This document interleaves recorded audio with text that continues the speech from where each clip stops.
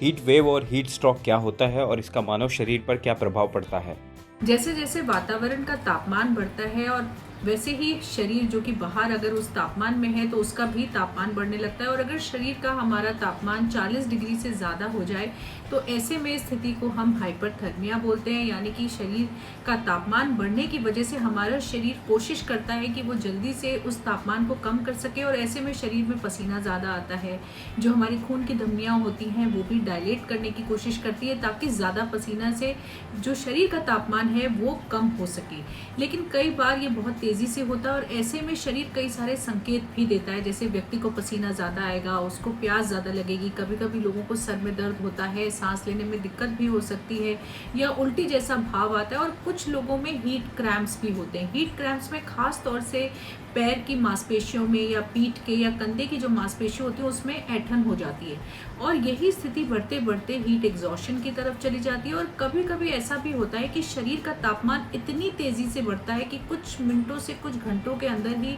व्यक्ति को heat stroke जैसी स्थिति हो जाती है, यानी कि ऐसी स्थिति में व्यक्ति का जो शरीर है उसकी जो चमड़ी होती है वो बहुत सूखी हो जाती है, बहुत तेज़ सिर में दर्द हो सकता है व्यक्ति के, यहाँ तक कि व्यक्ति को सांस लेने में दिक्कत होनी शुरू हो जाती है, व्यक्ति बेहोश हो सकता है या गफलत की स्थिति में आ सकता है, चिड़चिड़ा जैसा हो सकता है और उसे मिर्गी के दौरे भी पड़ सकते हैं। और ये स्थिति जब हो जाती है तो ये एक इमरजेंसी की स्थिति होती है।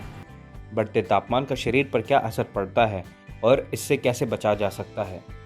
जब भी किसी व्यक्ति को ऐसा लगे कि उसे लू लग गई है या गर्मी लग गई है तो ऐसे में व्यक्ति को तुरंत छांव में बैठना चाहिए। उसको अगर एक्स्ट्रा कपड़े आपने पहने हैं तो वो उतार देना चाहिए, अपने हाथों को ठंडे पानी में डालना चाहिए, या आप आइस पैक्स वगैरह बना करके बगल में रख सकते हैं, हाथों के बगल में रख लीजिए या गर्दन वगैरह पे रख लीजिए, उससे भी शरीर का तापमान जल्दी से कम होने लगता है। आप अपने कपड़े भी ऐसे में गीले कर सकते हैं, उससे भी जल्दी से शरीर का तापमान कम होने लगता है। और अगर आप ऐसे में कोशिश करिए कि आप कोई फ्रूट जूस पीजिए या पानी अगर आप पीते हैं तो खास तौर से उसमें नमक डाल करके पीजिए, क्योंकि उस समय शरीर में नमक की कमी होने लगती है। तो ऐसे में आपको उस वक्त ठंडे तरल पदार्थ लेने चाहिए। और अगर फिर भी किसी व्यक्ति को लगे कि इतना सब करने में जनरली आधे घंटे में इसमें आराम आ जाता है, अगर लग रहा है कि नहीं उसके बावजूद भी आराम नहीं आ रहा है, व्यक्ति की तबीयत बिगड़ रही है, तो तुरंत डॉक्टर को दिखाना चाहिए। और वैसे जब हम गर्मी के मौसम में होते हैं, क्योंकि गर्मी में तापमान ज़्यादा बढ़ा हुआ होता है, तो हर किसी को ये कोशिश करनी चाहिए कि वो दिन में कम से कम 8 से 10 ग्लास पानी पिए,